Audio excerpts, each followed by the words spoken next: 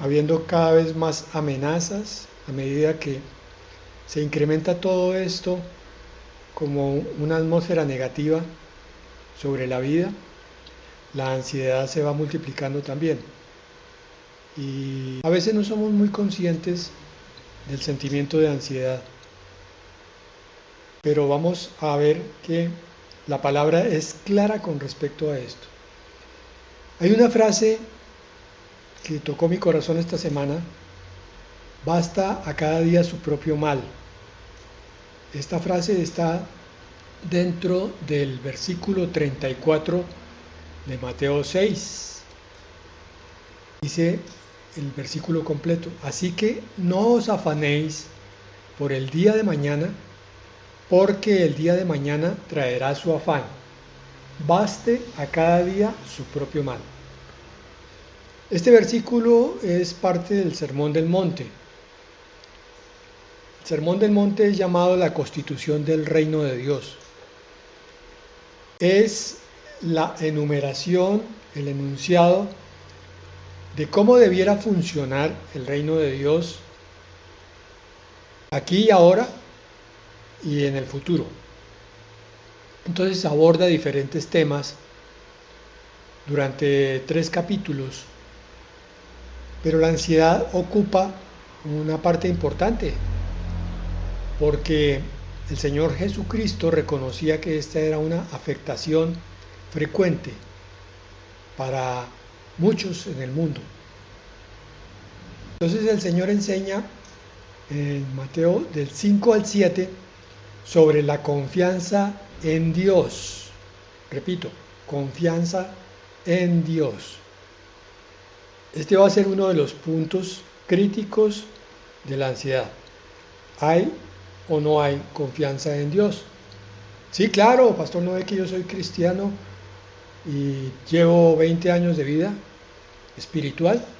Eso no significa que ya hayas aprendido a confiar plenamente en Dios. Te lo digo de otra manera. La confianza en Dios es algo que hay que trabajar todos los días de la vida mientras el Señor venga por nosotros, porque en algunos aspectos quizás confiemos fácilmente en Dios, pero de pronto no nos damos cuenta que en otro se presenta una crisis interior no reconocida, muchas veces de no suficiente confianza en Dios. No voy a decir desconfianza total, pero no la suficiente. ¿Cómo se manifiesta eso? Pues que la palabra de Dios es clara, enuncia el remedio para determinada situación, pero yo no la tomo para mi vida. ¿Por qué? Porque sigo creyendo que Dios existe, pero me falta confiar en lo que Dios dice. Entonces, en Mateo 6, 25 al 34, el Señor Jesucristo exhorta a los seguidores que estaban oyendo ese bienaventurado sermón a no afanarse por cosas como la comida, la bebida o el vestido, porque Dios, como Padre Celestial, está listo para proveer para sus hijos. Y el versículo 34 concluye esa enseñanza mostrando que cada día trae suficientes desafíos, suficientes preocupaciones, con mayor razón si pensamos en el día de mañana. Y entonces ese pensamiento de un futuro que no ha ocurrido, lo que hace es que multiplica el sufrimiento de la crisis de hoy innecesariamente, porque es muy probable que lo que yo piense que va a ocurrir no ocurra. Basta a cada día su propio mal. Y la palabra mal se refiere no solo a pecado bíblicamente, sino a las dificultades, a las aflicciones o a los problemas de la vida en general. Jesús reconoce que cada día trae estos retos en forma inesperada. Hoy uno, mañana otro. Pero Él invita a vivir en el presente. Cuando hay ansiedad, estamos viviendo un futuro anticipado. Y es confiando en la provisión divina. Ese Yahvé Jireh, que fue el que se le reveló a Abraham en el momento del intento de sacrificio de su hijo Isaac, descubrió que había un Dios proveedor que le dio para hacer el sacrificio de todas maneras, pero en una forma bendecida y a la manera de Dios. Llamó el monte, el Señor provee aquí. Y créanme que esta figura del Dios proveedor es algo que hay que trabajar también continuamente. Porque a veces no podemos confiar suficientemente en la espera de esa provisión que Dios tiene lista para nosotros. ¿Por qué? ¿Por qué nos queda tan difícil? Porque Dios provee de acuerdo a su calendario, a su tiempo. Y nosotros queremos las soluciones instantáneas. Entonces, lo que hacemos es que sin darnos cuenta, empezamos a meter de nuestra fuerza para tratar de resolver algo que nos está angustiando. Y ahí entorpecemos el camino espiritual que Dios nos había preparado. El crecimiento de confianza, el crecimiento de paciencia, el crecimiento de sabiduría, cuando los tiempos de Dios se cumplen, conforme lo que Él tiene previsto. Yahvé Jireh, un nombre que hay que tener presente continuamente, como frontal, mirarlo todos los días. El Señor es mi proveedor para todas las cosas que yo tengo que enfrentar. Entonces, este versículo, este pasaje, enfoca directamente la tendencia humana a preocuparse por lo que aún no ha sucedido. Es como una especie de lastre que llevamos en nuestra naturaleza humana. Esa desconfianza no existía en el paraíso, porque el hombre estaba frente a Dios y conocía el poder generoso de este Dios proveedor. Pero apenas entra el pecado en el hombre, aparece el estrés, la ansiedad, no saber lo que va a ser el día de mañana. Y eso, mis hermanos, no tiene ningún otro nombre, se llama desconfianza en Dios. Cuando aprendamos a llamarlo por su nombre, vamos a ver que estamos cometiendo un desliz que nos puede llevar a un pecado grave. Nadie puede agradar a Dios a través de la duda, es a través de la fe. Entonces, ¿qué pasa? Satanás lo sabe muy bien y ha venido a bombardear el mundo con una atmósfera de amenaza, de tribulación, de una cantidad de compromisos no resueltos. Por lo cual, la ansiedad es una de las condiciones de afectación de salud mental más común hoy en día. Según la OMS, la Organización Mundial de la Salud, estos trastornos de ansiedad están afectando a millones de personas hoy. Algunas estadísticas hablan de que hasta un 20% de personas menores de 60 años están sufriendo de ansiedad en forma más o menos cruda. Yo creo que esa estadística se queda corta. En mi experiencia, tanto de mi vida personal como de mi vida ministerial y profesional, veo el trastorno de ansiedad con mucha más frecuencia que el 20%. Repito, es como si una nube de contaminación espiritual estuviera invadiendo a la población mundial. Entonces hablamos de una pandemia espiritual. Esto sería completamente explicable si hablamos solamente de los que no tienen ninguna relación con Dios, porque no conocen la fuente de la paz.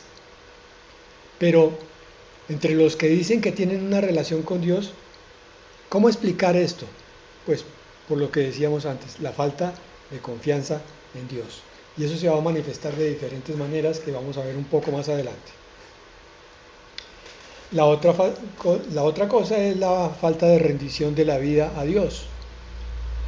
Y aquí es muy importante un punto, que es que cuando uno no rinde no depone su vida ante Dios, de alguna manera siempre quiere mantener el control de algún aspecto de su propia vida. Entonces vienen dos choques de voluntades, mi voluntad contra la voluntad de Dios, y muchas veces termina ganando la mía.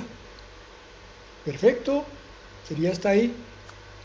Bueno, se ganó un gol, amigo, pero resulta que no está contando con el precio que eso conlleva. Si su voluntad es la que prevalece en la relación con Dios, entonces la ansiedad es una acompañante casi que obligatoria. Es una consecuencia de no rendir la vida. Desde la perspectiva de Mateo 6:34, la ansiedad se relaciona con la falta de confianza en Dios, repito, y la obsesión por controlar el futuro. Aparta a la persona de la paz que ofrece la fe. Y ahí hay un punto que el Señor me ha estado hablando en estos días fuertemente. Por eso hago ese énfasis, hermanos, porque este punto es importantísimo en la vida espiritual. Cuando no hay confianza y queremos controlar nuestra vida, estamos usando un mecanismo interior que es el no soltar. ¿Me explico? Yo quiero obtener un resultado especial en determinada situación. Entonces me empeño en orar. Señor, te glorifico, Padre, concédeme esa petición. Señor, te lo suplico, Padre Celestial. Entonces la misma oración, sin darse uno cuenta, pasa de clamor a una oración ansiosa. Cuando yo me miro a mí mismo, descubro que tengo entonces de pronto inicios de puños apretados o de mandíbula apretada contra los dientes o de un nudo en el estómago que con el tiempo va a terminar produciendo una serie de trastornos digestivos, musculares, articulares. Como siempre hago la aclaración, no todos los trastornos osteoarticulares y digestivos son producidos por ansiedad, pero sí sabemos que algunos de ellos son muy claros, por ejemplo la gastritis, la úlcera, el colon irritable, el bruxismo, que es ese rechinar de dientes. Todo esto puede estar indicando una ansiedad extrema, un poco descontrolada, y sobre todo porque la persona se ha cronificado en una casi que búsqueda inconsciente de la ansiedad, porque está buscando controlar su vida, perdón que repita, y entonces termina no sabiendo soltar las cosas. ¿Qué es soltar? Lo vamos a ver más adelante respaldado por la palabra. Pero si yo tengo ese conflicto donde descubro que mi estómago está tenso, estoy sintiendo como si mis músculos abdominales estuvieran permanentemente contraídos y al final descubro que aparte de todo estoy sintiendo una gastritis. Entonces puedo examinar mi vida a ver qué es lo que está produciéndome eso. Y de pronto descubro una causa X. Ya dije, una oración hecha en forma insistente, pero que como Dios no me la ha concedido todavía, entonces yo trato de alguna manera de buscar cómo manejar esa situación, cómo manipular los hilos de la situación. Es lo que llamamos el control. Perfecto, bueno, ahí está bien. Si yo soltara eso y dijera, Señor, me rindo, te corresponde a ti ahora este dolor de espalda, este dolor en mis articulaciones de las extremidades, descubrí que es fruto de una ansiedad y un deseo de control. Yo, Señor, empiezo a soltar. En el nombre de Jesús te entrego esto. Lo suelto, Señor. Y conscientemente es como si estuviera haciendo un ejercicio de abrir una caja y dejando que lo que está en el interior de la caja salga volando. O cojo la caja y la volteo y la desocupo. a los pies del Señor. Ese es el mecanismo por el cual empiezan a solucionarse muchas situaciones emocionales y físicas. Porque los síntomas de la ansiedad pueden ser a 3 niveles. A nivel físico, por ejemplo, sentir palpitaciones, sudoración, temblores, dificultad para respirar, tensión muscular, insomnio, gastritis, síndrome de intestino irritable. Emocionalmente puedo sentir un miedo intenso, una sensación de amenaza constante, una inquietud, no puedo estar en paz en ninguna parte, ni siquiera orando, hablando con Dios o leyendo la palabra. Irritabilidad, me pongo en un estado que cualquier cosa que me digan me hace explotar. Sensación de pérdida de control, esos son todos síntomas emocionales. La persona siente que no puede controlar, no puede manejar la vida, que se le está saliendo de la mano las situaciones. Y hay una sensación permanente de amenaza. Y a nivel cognitivo, entonces hay pensamientos recurrentes de preocupación. Y esto es muy complicado porque a veces construimos toda una telaraña, una maraña increíble de pensamientos preocupantes. Y eso se nos convierte en costumbre sin que nos demos cuenta. Y empezamos entonces a vivir preocupados desde que nos levantamos hasta que nos volvemos a levantar, porque inclusive en el sueño mantenemos esa constante amenaza y preocupación. Hay dificultad para concentrarse, claro, porque la energía mental está enfocada en la preocupación. Entonces le hablan y no pone atención en lo que le dicen, todo se le olvida. Y hay también una anticipación de desastres en forma continua. Se está pensando siempre en una amenaza que muchas veces no llega. ¿Qué ocurre con todo eso?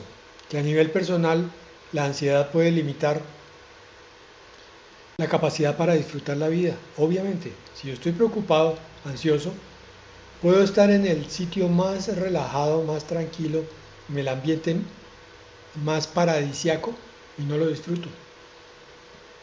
Eso va también a afectar mis relaciones personales y a disminuir la productividad a todo nivel.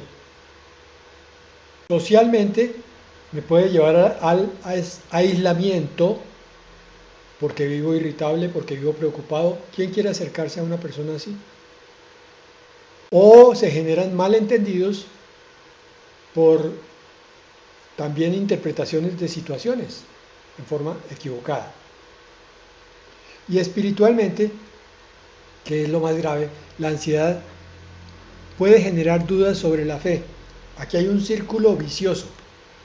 A más ansiedad, más incredulidad. Y la incredulidad genera más ansiedad. La persona va a un sermón y no recibe, no puede recibir, porque mientras Dios le está hablando, ella sigue preocupada en las cosas de este mundo. Por consiguiente, pues claro, hay sentimientos de abandono por parte de Dios. Es decir, Dios no se está manifestando. No es que no se manifieste, lo que pasa es que esta persona está demasiado ocupada consigo mismo, en su ego, en sus cosas. Y por consiguiente hay dificultad para confiar en la provisión de Dios, en el Dios proveedor que hablábamos antes. Veamos qué nos dice la palabra específicamente en dos pasajes que son muy conectados el uno con el otro. Primera de Pedro 5:7. Echando toda vuestra ansiedad sobre Él, porque Él tiene cuidado de vosotros. A ver, aquí esta palabra nos está hablando de una actitud en la cual yo miro mi preocupación, mi ansiedad, la tomo voluntaria y decididamente y la volteo como si fuera una olla llena a los pies del Señor. Abro mi corazón y lo derramo delante de Él, diciéndole, aquí están todas mis preocupaciones.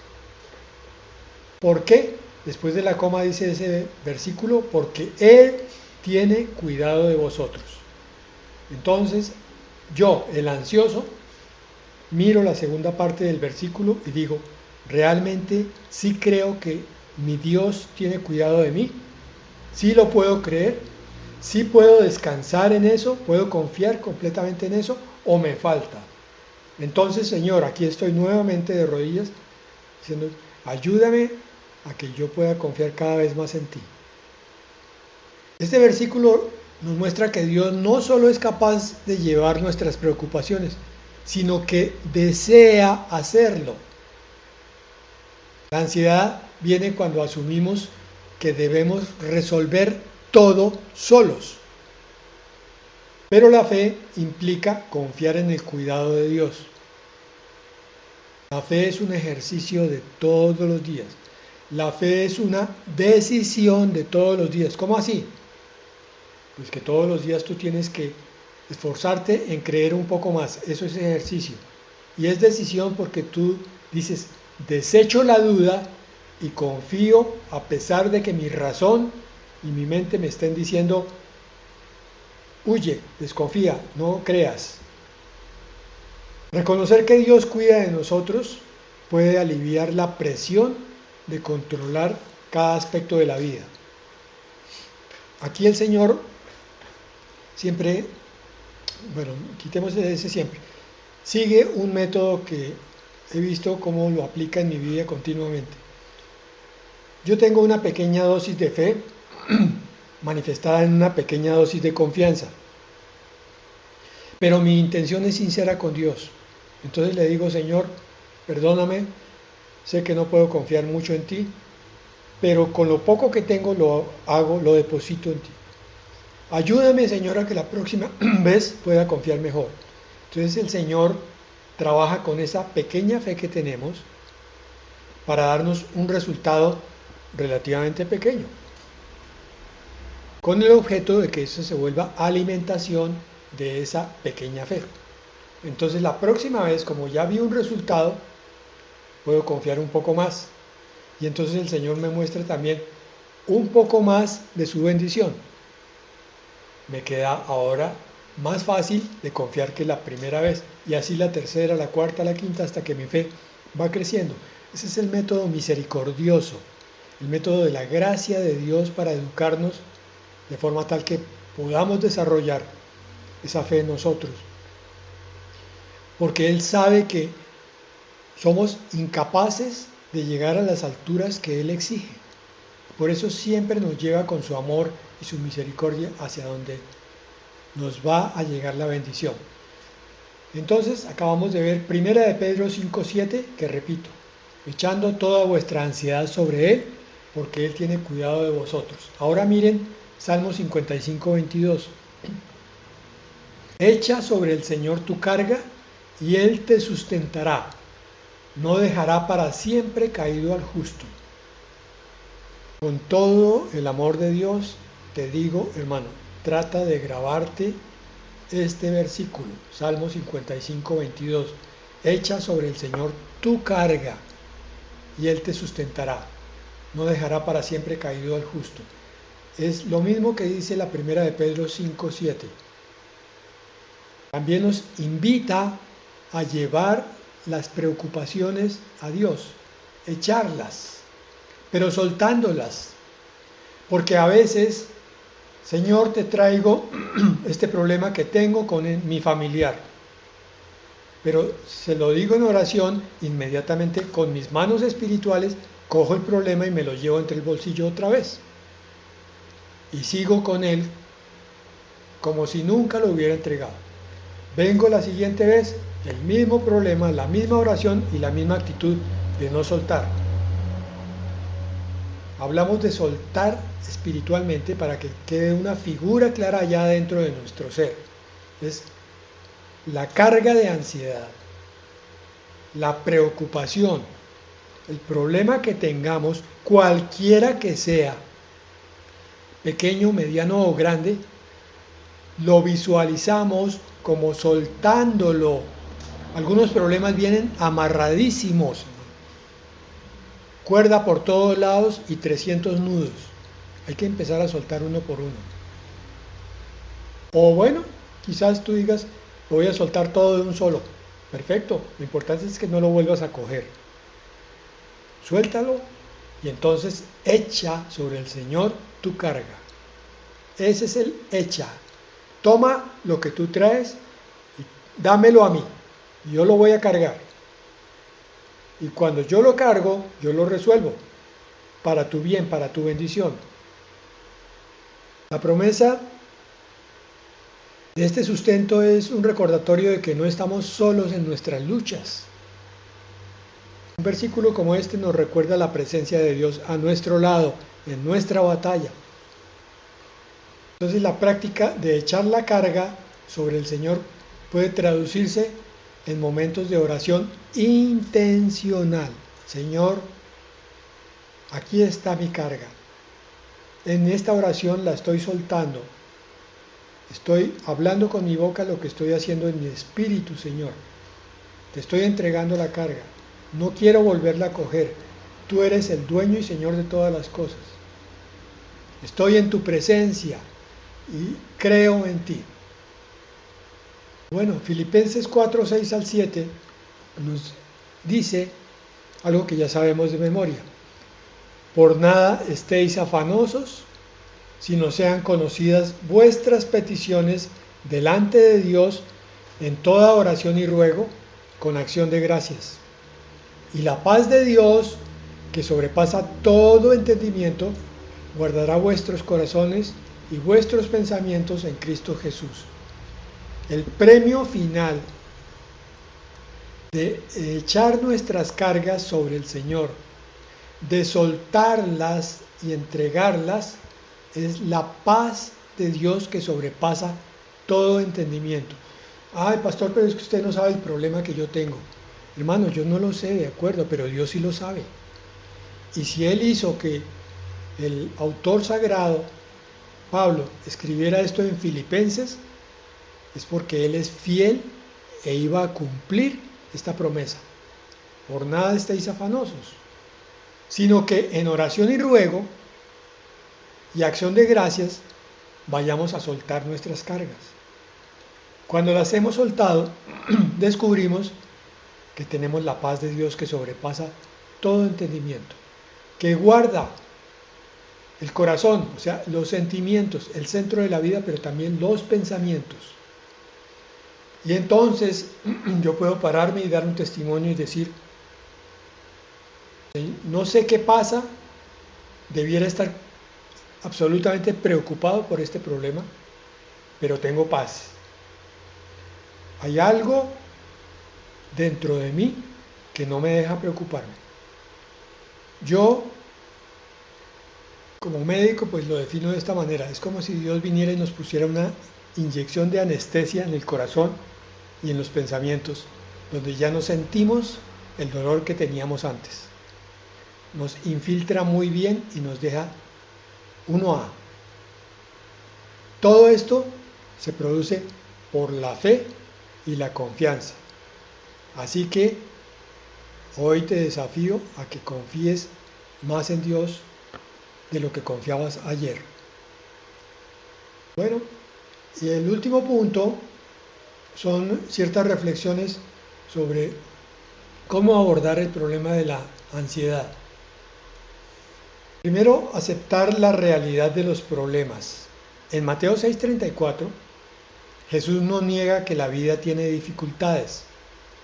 Al contrario de lo que se está predicando en algunas partes. Hermano, usted solamente crea, usted es victorioso, usted tiene el poder en su mano, con la fe, no tiene por qué tener ninguna dificultad. Y si la tiene es porque le falta fe.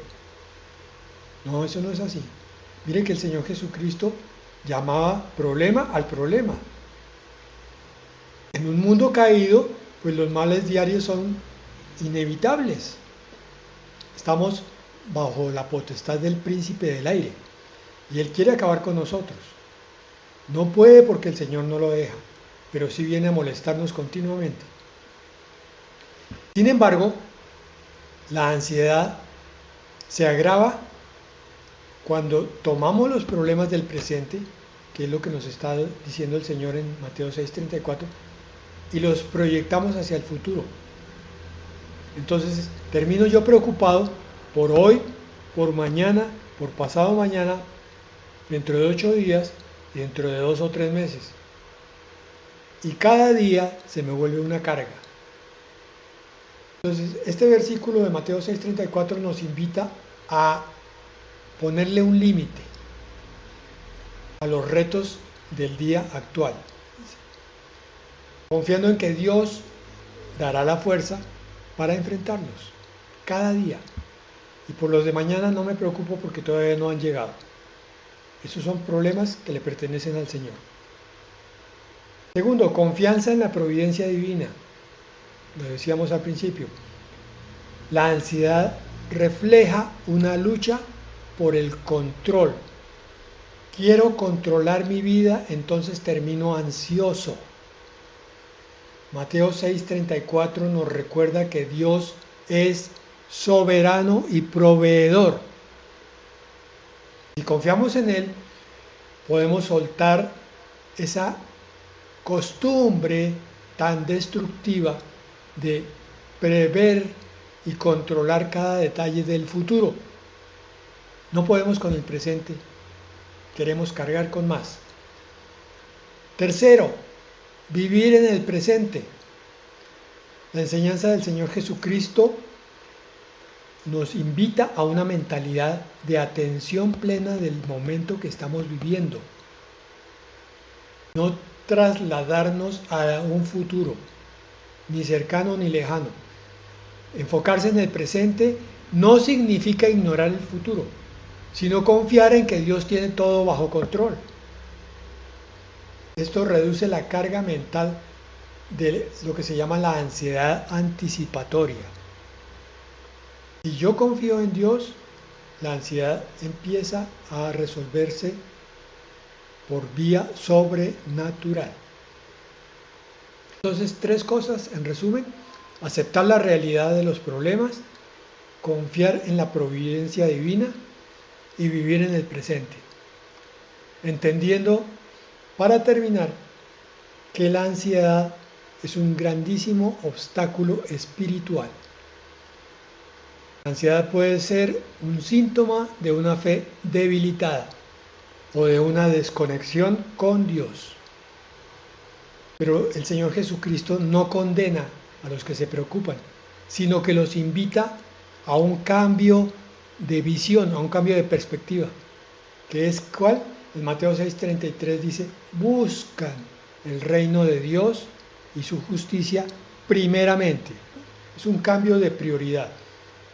Quiere decir, si tú estás muy ansioso, muy preocupado, métete de lleno con Dios, busca lo suyo, lo de Dios, lo de arriba, y verás cómo se empieza a arreglar todo lo de abajo y al mismo tiempo empiezas a aprender a soltar tu ansiedad.